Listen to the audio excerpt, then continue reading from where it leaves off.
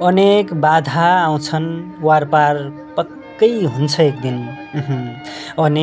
अनेक बाधा आउँछन् वारपार पक्कै हुन्छ एक दिन। घरको न घाटको जीवन दोधार पक्कै हुन्छ एक दिन।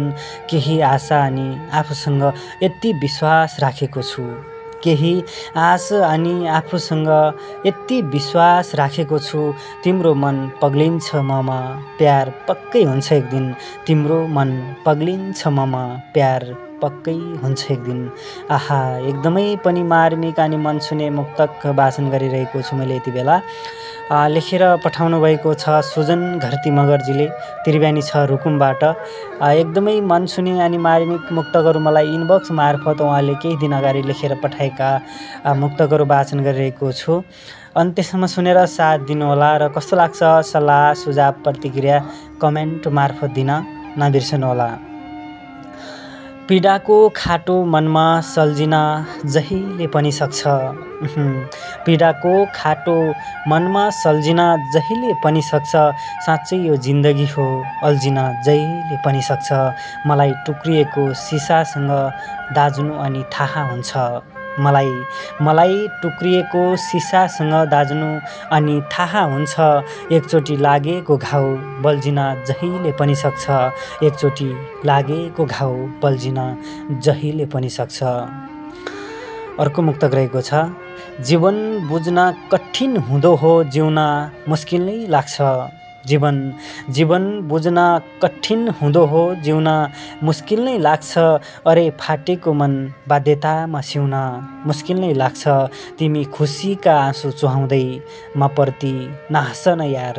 तिमी खुसीका आँसु चुहाउँदै म प्रति नहाँस न यार। यी दुःखका आँसु हुन् मलाई पिउन मुस्किल नै लाग्छ। यी दुःखका आँसु हुन् मलाई पिउन मुस्किल नै लाग्छ।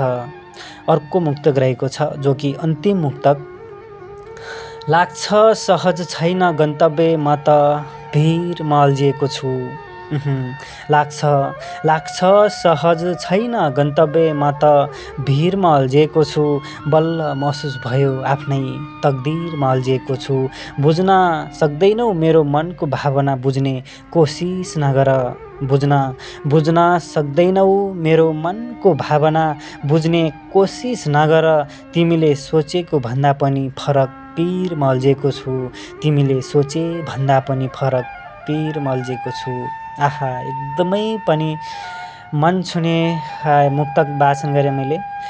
मलाई मुक्तक लेखेर पठाउनु भएको थियो सुजन घरती मगरजीले, त्रिवेणी 6 रुकुमबाट। उहाँलाई धेरै धेरै धन्यवाद छ र अहिलेसम्म सुनेर साथ दिनुभयो तपाईँहरू सबैजनालाई पनि मनैदेखि धन्यवाद दिँदै, साथी श्रोताहरू तपाईँहरू पनि यस्तै गजल अनि मुक्तकहरू लेख्नुहुन्छ र मेरो आवाज मार्फत प्रसारण गराउन चाहनुहुन्छ भने मेरो फेसबुक पेजलाई फलो गर्नुहोला र मसँग जोडिएर आफूले लेखेका गजल अनि मुक्तकहरू आफ्नो नाम ठेगानासहित मलाई इनबक्समा आएर पठाउन सक्नुहुन्छ। तपाईँहरूले पठाएका गजल अनि मुक्तकहरूलाई म यताबाट जस्ताको तस्तै आवाज दिने प्रयास गर्नेछु।